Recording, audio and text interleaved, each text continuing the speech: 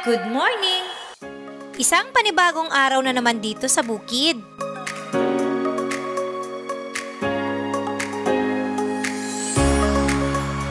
For today's vlog ay magpapaship nga tayo ng banana chips. Around 6:45 AM na umalis ako ng bahay. Iaabang ko kasi sa bus ng Novelco yung order nilang banana chips.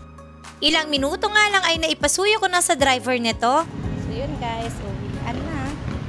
Pagkatapos nun ay naglakad ako ng 5 to 7 minutes papuntang sentro. Syempre, hindi na ako niyan sasakay ng tricycle. Dadaan muna ako saglit dito sa Save More. Itong nakaraang linggo kasi ay hindi ako nakapag-grocery. Since andito na nga ako, kaya't dumaan na ako saglit.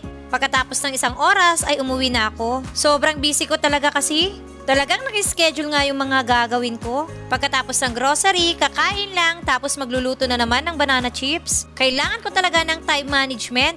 Sa dami ba naman ng in-order tapos isa lang akong gagawa? Kaya't ilalabas ko ngayon yung superpowers ko. Andito pa nga lang ako sa bungad ay nakikita ko na yung tatay ko. Naabutan ko nga ang tinatakpan niya yung mga palay. Madalas ko nga siyang biruin, sana naging lalaki na lang ako para katulong niya ako sa pagbubuhat ng mga sako. Kasi alam niyo ba, siya pa rin yung nagbuhat niyan. Wala kasi yung mga kapatid kong mga lalaki. Hello, Philippines!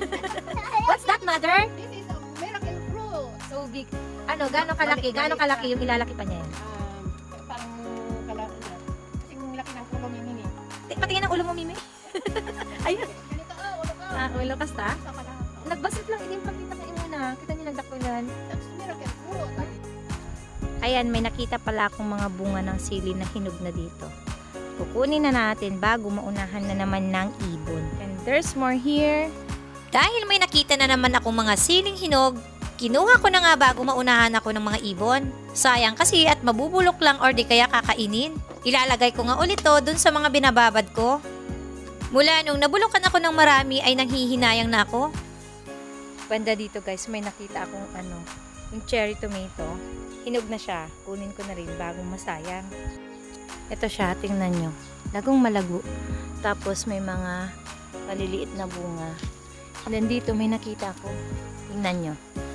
Red na siya. Bago masayang, kainin lang ng ibon. Kunin na natin.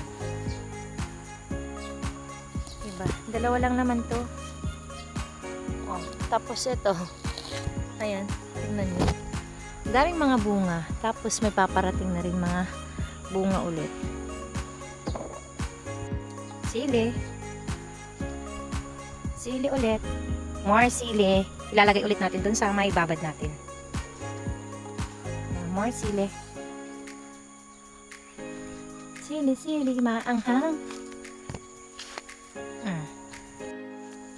Lots of sili. Yung pakonti-konting bunga. Tapos makakaipon din, di ba? Guys, ito lahat yung nakuha kong sili ngayon. Dadagdag ko dun sa maibabad natin. Guys, gusto kong magsalad ng ulam ngayon. Yung magiging almusal ko. Hindi pa kasi ako nag-aalmusal dahil galing pa ako ng delivery. Gusto ko lang ng nilagang ulam. Kaya kukuha ko ngayon. Kung ito, nakikita nyo to. Ito ay katuray.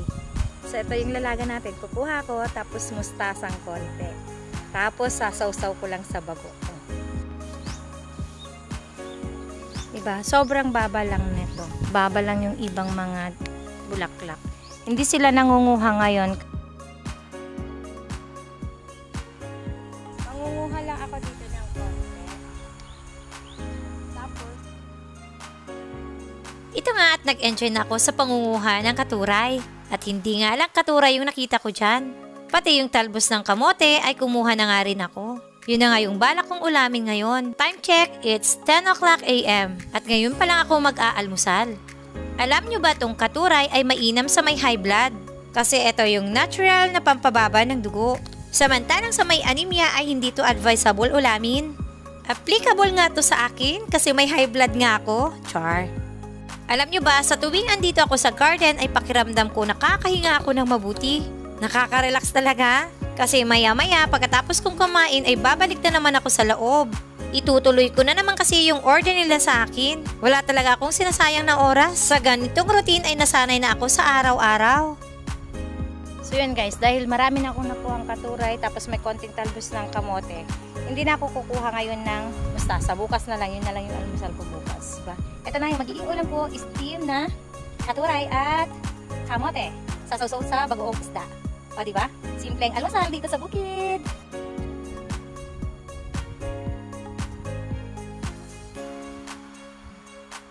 Ganito nga guys, yung upo kahapon na hindi namin hinarvest, 3 piraso.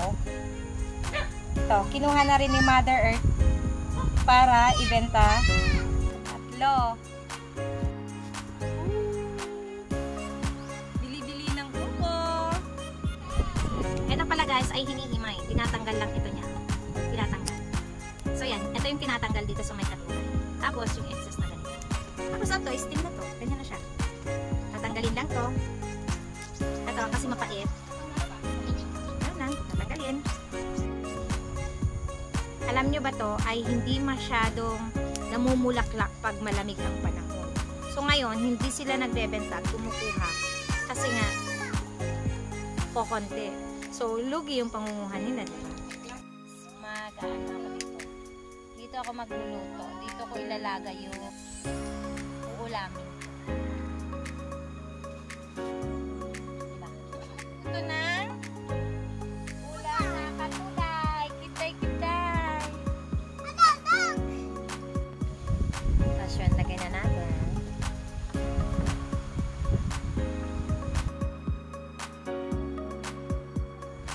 Bigay mo na kay Papa. At dahil makulimlim nga kahapon, dito na rin pala ako nagluto ng uulamin ko. Nagpabaga nga lang ako sa uling. Ganito lang talaga yung simpleng pamumuhay namin dito sa bukid. Guys, gawa tayo ng sausawan. Laso na, tsaka kamatis, lagyan ng bagong isda, at may konting sili. Yung favorite na favorite ko talagang ulam. Sa gabi meron ba? Hello guys, ka na. Ito nga si Mimi ay papasok na rin ng school. 10 to 12 nga yung pasok ng Aling Makulit. Kasama na nga niya si Grandpapa. Ihahatid kasi sila hanggang sakayan ng tricycle. Guys, yung Aling Makulit, yung batang makulit ay papasok na nga ng school.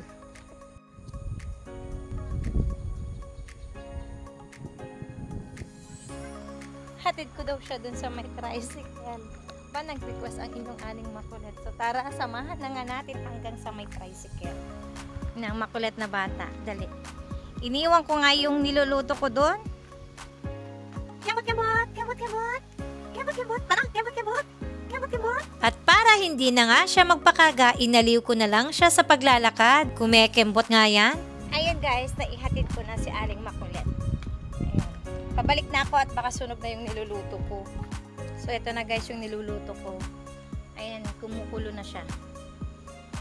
Ito nga guys, luto na. So pwede ko nang hanguin. Tanggalan ko lang siya ng tubig. Ito, tatanggalan ko lang ng tubig.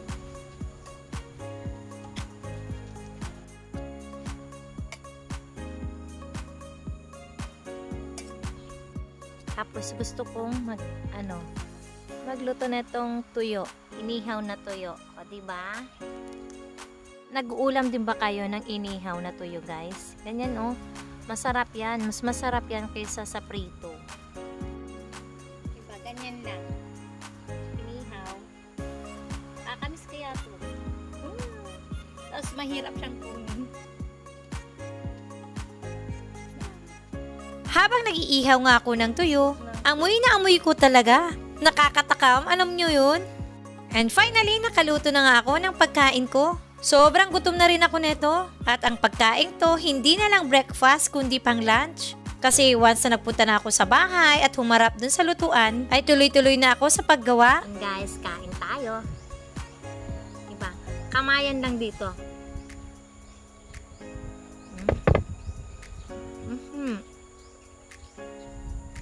Ito na yung bulaklak ng katuray.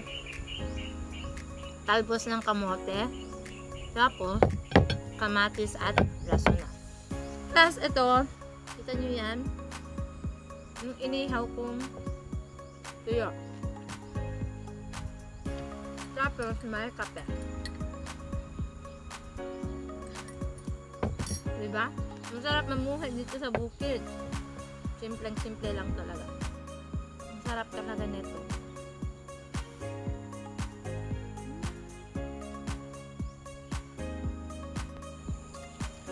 Next naman ay itong tuyo, sausaw suka ng sili. Dahil ganito na naman pala yung ulam ko, ay masisira na naman yung diet ko. Grabe, halos araw-araw ko nga sabihin na magda-diet na nga ako. Pero hindi naman nagagawa. Kasi nga kahit gulay dito ang ulawin mo ay sobrang mapaparice ka talaga. At hindi lang rice kundi extra rice. Hanggang dito na lang ulit at may gusto sana akong sabihin sa inyo. Hindi basahan ng maraming pera para maging masaya. Mas simpleng buhay, mas masaya.